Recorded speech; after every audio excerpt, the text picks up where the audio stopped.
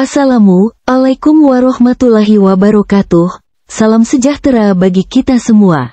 Om Swastiastu, Namo Buddhaya, salam kebajikan. Perkenalkan, saya Amelia Putri Wulandari, asisten profesional dari admin Kumpul CASN Channel yang akan memandu teman-teman semua calon peserta ujian seleksi P3K tahun ini yang ingin berhasil mengikuti ujian nanti.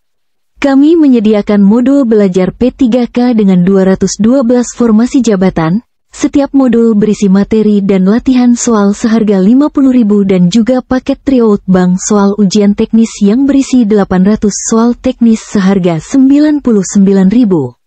Untuk info selengkapnya silahkan klik tautan di deskripsi video ini. Mari kita mulai belajar kita di video ini dengan berdoa menurut keyakinan kita masing-masing. Mentari menyengat si buah durian. Tetap semangat agar lulus ujian. Sekat berpijar si ikan teri. Semangat belajar bersama Amelia Putri. Tetap ikuti saluran channel ini. Semoga bermanfaat.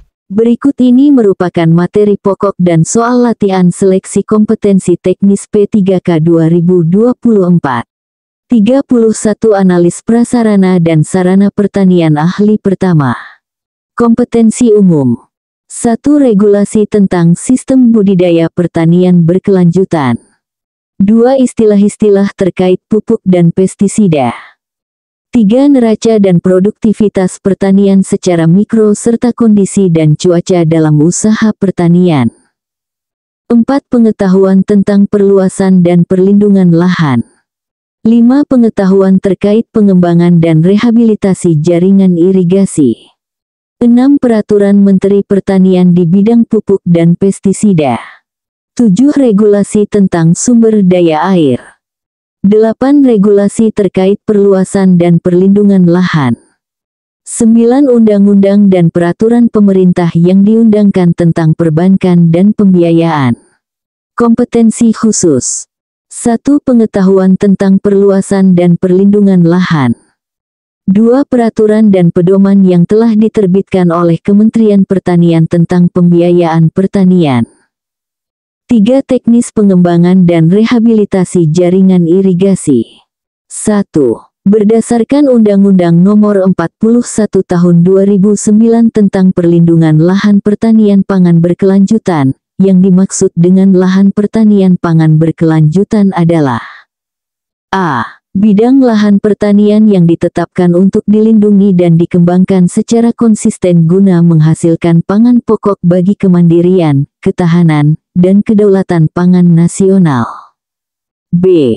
Bidang lahan pertanian yang digunakan untuk menghasilkan tanaman pangan yang diprioritaskan untuk meningkatkan ketersediaan pangan nasional. C. Bidang lahan pertanian yang ditetapkan sebagai kawasan pertanian yang dilindungi oleh pemerintah pusat dan daerah.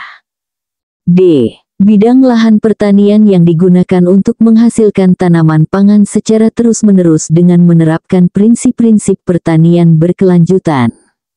E. Bidang lahan pertanian yang ditetapkan sebagai kawasan strategis nasional untuk menjamin ketersediaan pangan nasional dalam jangka panjang. Jawaban yang paling tepat dari soal di atas adalah A.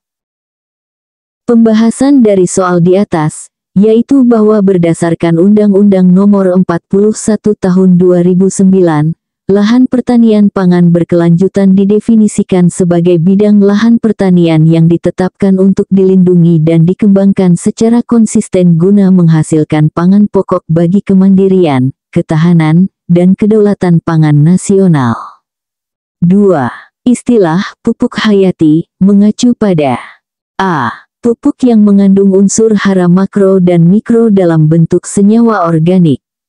B. Pupuk yang terbuat dari bahan-bahan alami seperti kompos, pupuk kandang, dan pupuk hijau. C. Pupuk yang mengandung mikroorganisme hidup yang berfungsi meningkatkan kesuburan tanah dan pertumbuhan tanaman. D. Pupuk yang diproduksi melalui proses kimia dengan menggunakan bahan baku alami. E. Pupuk yang mengandung hormon pertumbuhan tanaman untuk meningkatkan hasil panen.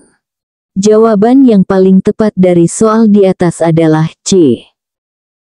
Pembahasan dari soal di atas, yaitu bahwa pupuk hayati adalah pupuk yang mengandung mikroorganisme hidup, seperti bakteri, jamur, dan alga, yang berfungsi meningkatkan kesuburan tanah dan pertumbuhan tanaman melalui berbagai mekanisme, seperti fiksasi nitrogen, pelarutan fosfat, dan produksi zat pengatur tumbuh. 3. Dalam konteks pengembangan jaringan irigasi, apa yang dimaksud dengan irigasi tersier?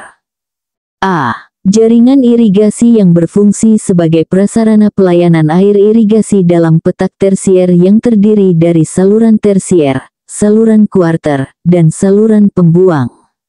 B. Jaringan irigasi yang berfungsi membawa air dari sumber air ke lahan pertanian melalui saluran primer dan sekunder. C. Jaringan irigasi yang dibangun dan dikelola oleh pemerintah pusat untuk melayani areal pertanian yang luas. D. Jaringan irigasi yang dibangun dan dikelola oleh masyarakat petani untuk melayani areal pertanian dalam satu desa. E. Jaringan irigasi yang menggunakan teknologi modern seperti irigasi tetes dan irigasi curah untuk meningkatkan efisiensi penggunaan air.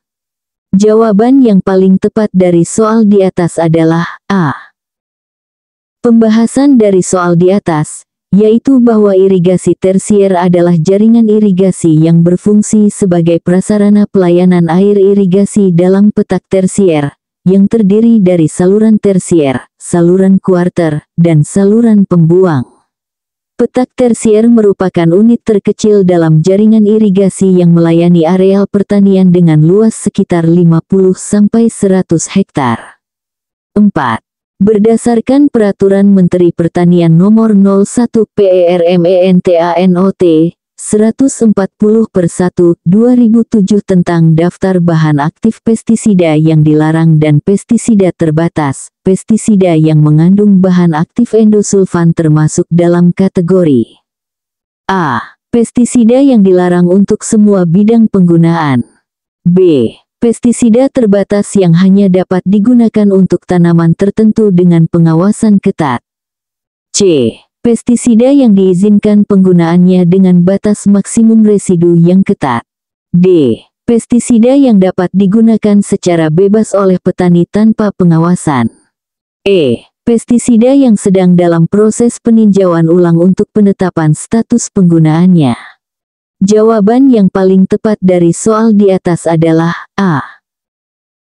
Pembahasan dari soal di atas, yaitu bahwa berdasarkan Permentan Nomor 01 PERMENTANOT 140/1/2007, endosulfan termasuk dalam daftar bahan aktif pestisida yang dilarang untuk semua bidang penggunaan karena dampaknya terhadap kesehatan manusia dan lingkungan. Penggunaan endosulfan di Indonesia telah dilarang sejak tahun 2008. 5. Dalam konteks pembiayaan pertanian, apa yang dimaksud dengan kredit usaha rakyat KUR sektor pertanian? A. Kredit modal kerja dan investasi yang diberikan kepada petani atau kelompok tani dengan bunga rendah dan tanpa agunan.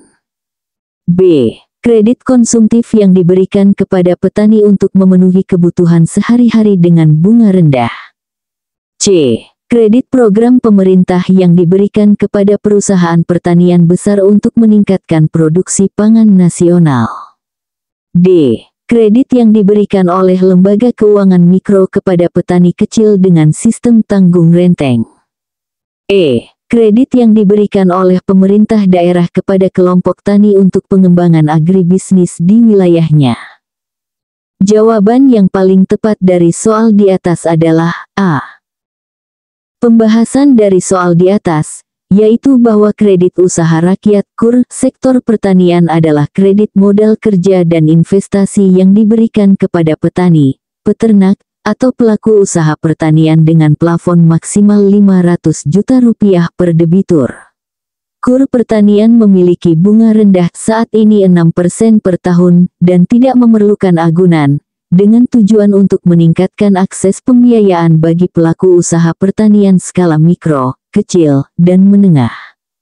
6. Berdasarkan Peraturan Pemerintah Nomor 12 Tahun 2012 tentang Insentif Perlindungan Lahan Pertanian Pangan Berkelanjutan, Bentuk insentif yang dapat diberikan kepada petani yang lahannya ditetapkan sebagai lahan pertanian pangan berkelanjutan adalah, kecuali A. Keringanan pajak bumi dan bangunan. B. Pengembangan infrastruktur pertanian. C. Pembiayaan penelitian dan pengembangan benih dan varietas unggul. D. Kemudahan dalam mengakses informasi dan teknologi. E. Pemberian bantuan langsung tunai kepada petani. Jawaban yang paling tepat dari soal di atas adalah E. Pembahasan dari soal di atas, yaitu bahwa berdasarkan PP nomor 12 tahun 2012, bentuk insentif yang dapat diberikan kepada petani yang lahannya ditetapkan sebagai lahan pertanian pangan berkelanjutan meliputi keringanan pajak bumi dan bangunan, pengembangan infrastruktur pertanian, pembiayaan penelitian dan pengembangan benih dan varietas unggul, serta kemudahan dalam mengakses informasi dan teknologi. Pemberian bantuan langsung tunai kepada petani tidak termasuk dalam bentuk insentif yang diatur dalam peraturan ini.